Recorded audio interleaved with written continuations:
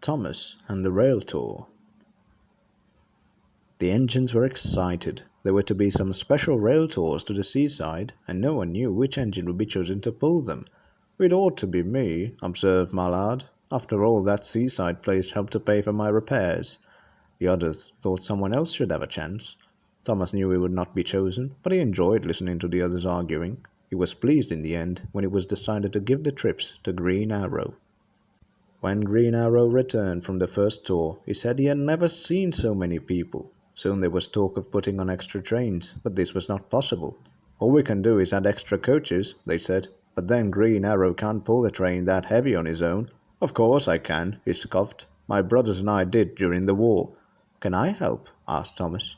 The man in charge stared. "I don't see why not," he said. In the morning, Thomas's fireman arrived early.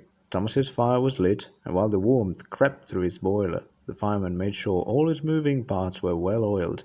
Behind, Green Arrow was being prepared too, and when they were both ready, they set off to find their coaches. The station platform was jammed with an admiring crowd, which didn't seem to get any smaller, even after a trainload of people were in their seats. Thomas was coupled in front. He was pleased. He liked to see where he was going. At the seaside station, Thomas was turned round so that he could go in front again. After a rest, the engine set off once more. A ruined abbey stood at a place where the line curved beside a river. A crowd had gathered to wave and cheer, but Thomas wasn't watching them. Looking ahead, he had seen something strange. "Beep, beep, stop, stop," he whistled in alarm. The train was heavy and hard to stop, but they managed it just in time.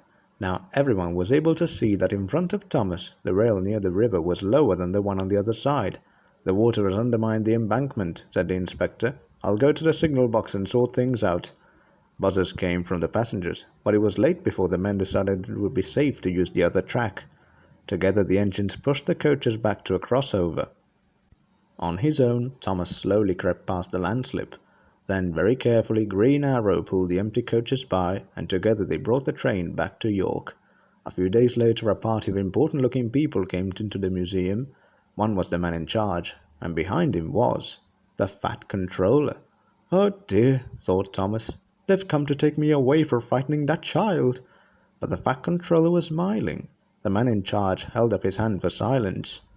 "Thomas," said the man in charge, "your controller told us you were a really useful engine. He is right. For saving a nasty accident the other day, we have decided you should become an honorary member of the National Railway Collection. This special plate will remind you of your visit to us.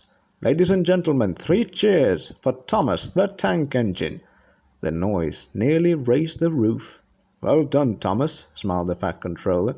"I knew you would be a credit to our railway."